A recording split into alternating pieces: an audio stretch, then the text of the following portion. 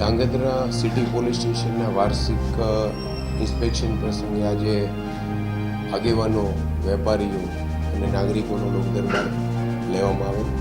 એમાં વિવિધ સૂચનો પણ રજૂ થયેલી છે. ટ્રાફિક સમસ્યા બાબતે પણ રજૂઆતોની છે.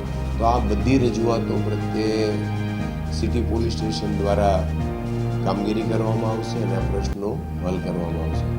આ ઉપરાંત ધાંગધ્રા નગરપાલિકા વિસ્તારની અંદર રાજ્ય સરકાર દ્વારા વિશ્વાસ પ્રોજેક્ટ અંતર્ગત આગામી દિવસોની અંદર 90 જેટલા ખૂબ જ સારી ગુણવત્તાવાળા કેમેરાઓ છે એ કાર્યરત થનાર છે, જેના કારણે પોલીસને ગુનાઓ શોધી કાઢવા માટે, કોઈ પણ ગુમ થયેલી વસ્તુઓ છે, વ્યક્તિઓ છે, એને પરત મેળવવા માટે પણ સહાયરૂપ થશે.